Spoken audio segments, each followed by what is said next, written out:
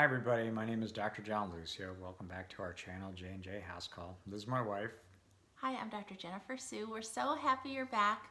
And today's topic's really interesting. It's about the raw diet. If you have not subscribed, please do so and hit that notification bell so you know when our next video has been uploaded. And stay tuned to the very end because we're going to introduce our next topic, which is really cool. All right, well, we're going to continue along in the series of different types of diets and what they mean and how, what their benefits are. And today we're talking about the raw diet. We talked about a little bit about this diet last week when we were talking about the vegan diet. Now the raw diet has also been referred to as raw foodism or raw veganism. And typically it involves just eating foods that are minimally heated or completely raw.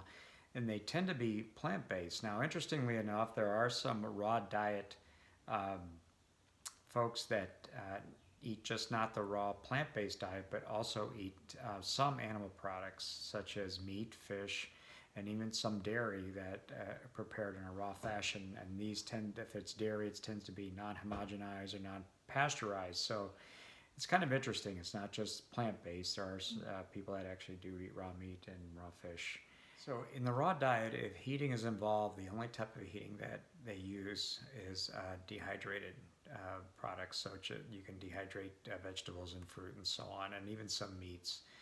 So that's the extent of it. So typically it's used without heat at all. So next question is, well, what are some of the benefits? Now, typically in cooking, as we mentioned last week, when you prepare vegetables, you lose a lot of the water-soluble vitamins such as the B and the C vitamins. When you eat food raw, you're actually able to retain those. And I have to admit, in a lot of our foods that I eat, such as in different types of smoothies, almost everything is raw. And I'm sure a lot of people as well. We do use a lot of raw spinach and raw fruit in our smoothies. Now, what are the side effects to it? Well, actually, I do need to include one more thing. There is one other advantage to it. People that support the use of raw diets, are big fans of raw diets, say that the enzymes that are in the plants themselves help us digest the food and extract some of the vitamins that we wouldn't have gotten had we been eating it if the food was cooked. So when I looked this up, there was really very little scientific evidence that this is true. Intuitively, it may make a little bit of sense. I tend to believe there's some truth to it, but you can take it for that.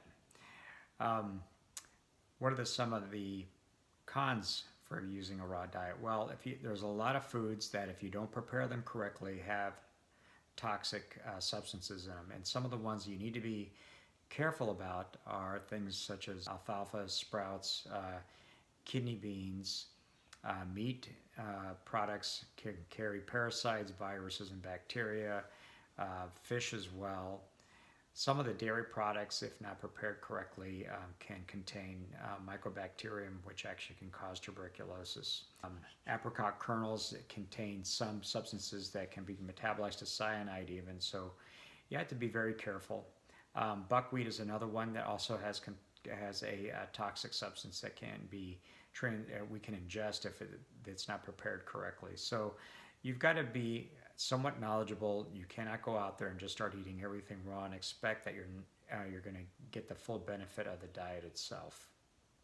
So next week at our regular J&J House Call, we're going to talk about the DASH diet. And we're almost done with the diet series, so this is going to be very interesting because it's used for people that have high blood pressure. Our midweek check-in, which is your next video, so make sure you've hit that notification bell so you know when it's up.